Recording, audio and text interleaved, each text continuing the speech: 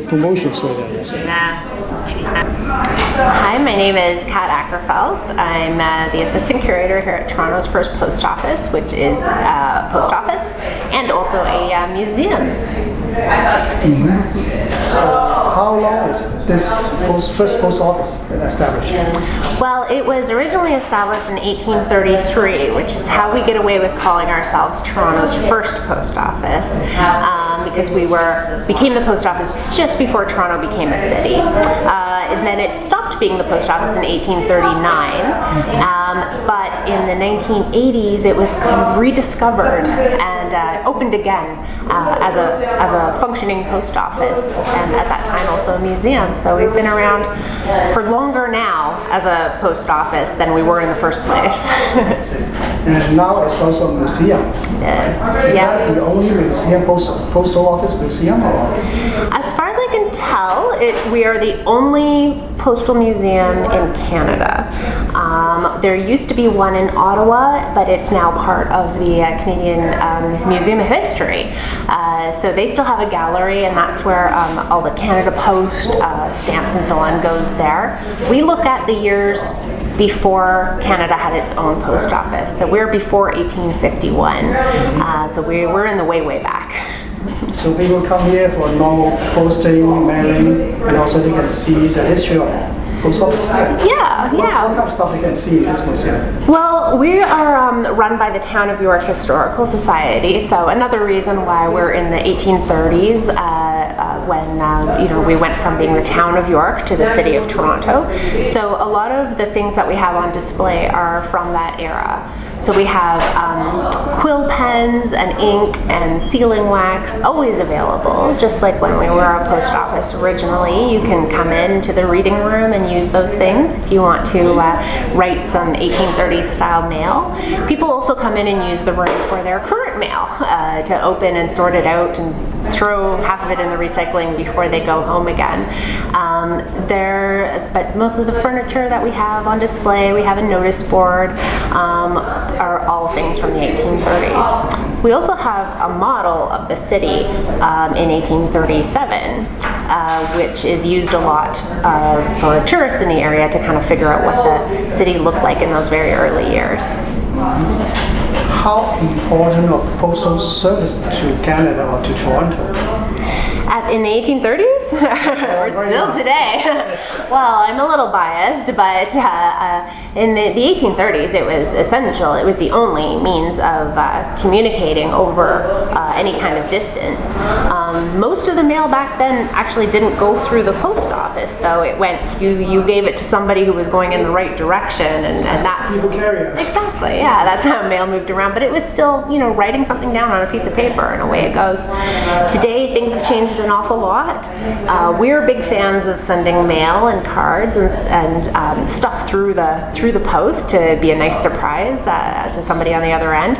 But most of the things that come through the post office today are packages from Amazon or things that people have ordered online. So we do a lot of packages, not so much letter mail anymore, but still bills come. That'll never stop. So do you have customer coming to pick up their memories instead of sending a mail?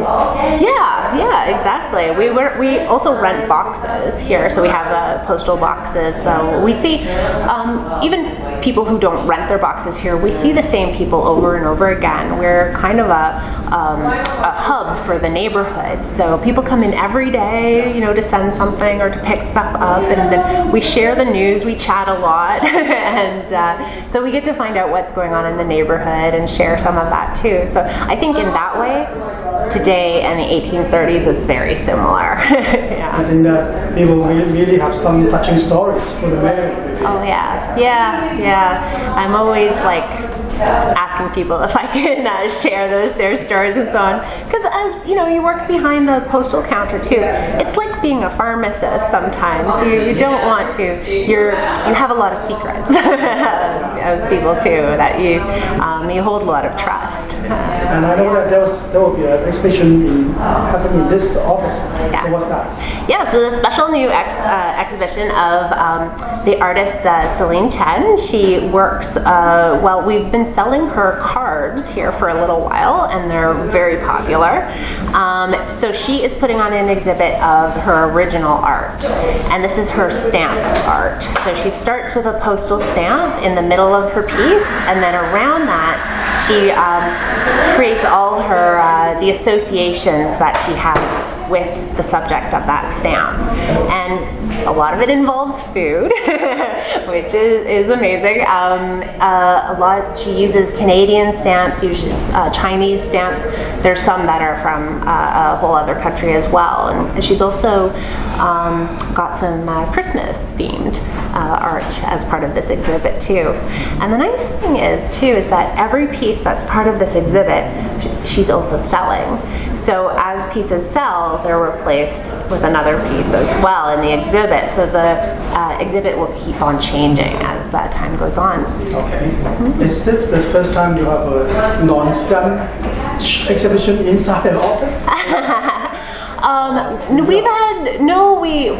We've had changing exhibits in the past. This is our first art exhibit for a very long time.